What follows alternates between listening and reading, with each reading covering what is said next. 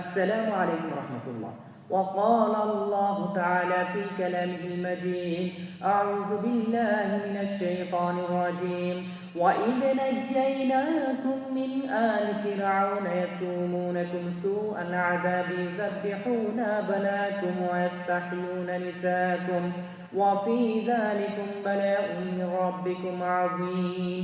প্রিয় দিনী ভাই বোনেরা, মহান আল্লাহ রাব্বুল আলামিনের দরবারে অসংখ্য লাখ কোটি শুকরিয়া আদায় করি যে মহান আল্লাহ রাব্বুল আলামিন আমাদেরকে সমস্ত কাজকর্ম থেকে ফারেক করে আল্লাহ তাআলার ঘরে এসে আল্লাহ তাআলার হুকুম নামাজ আদায় করার তৌফিক দান করছে।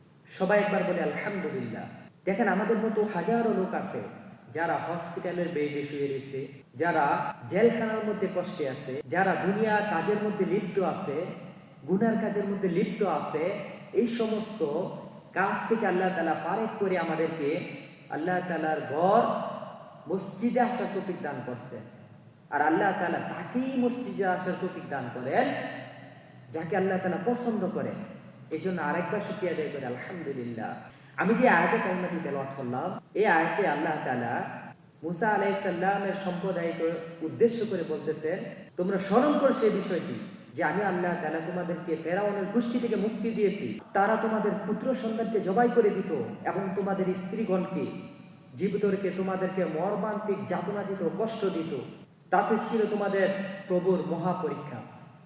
প্রিয় দিনী ভাই বোনেরা, প্রত্যেকটা নবীকে আল্লাহ তাআলা কোনো না কোনো পরীক্ষায় ফেলছে। বিগত নবীদের উম্মতদেরকে দুনিয়ায় আল্লাহ তাআলা আসমানি শাস্তি প্রেরণ করছে। সেই তুলনায় আমরা তো খুব রাজার হালে আছি। এত পাপ কাজ করার পরও, এত আল্লাহ তাআলার হুকুম অমান্য করার পরও আল্লাহ তাআলা আমাদেরকে এখনো সুস্থ রাখছেন, ভালো রাখছেন। আল্লাহ তাআলা আসমানি শাস্তি আমাদেরকে দিতেছেন না। কারণ একটাই, আমার প্রিয় নবী হযরত মুহাম্মদ সাল্লাল্লাহু আলাইহি সাল্লামের দোয়ার কারণে, এই নবীর কারণে আল্লাহ তাআলা আমাদেরকে এখনো ভালো রাখছেন, সুস্থ রাখছেন। দিনী ভাই বোনেরা, আমরা ওই আল্লাহ তাআলার শুকরিয়া আদায় করব না, ওই নবীর অনুসরণ করব না। আল্লাহ তাআলা আমাদেরকে আল্লাহ তাআলার হুকুম পাঁচ ওয়াক্ত নামাজ পড়ার তৌফিক দান করুক এবং হুজুর পাক সাল্লাল্লাহু আলাইহি সাল্লামের হাদিসের উপর, কথার উপর আমল করার তৌফিক দান করুক। আমিন।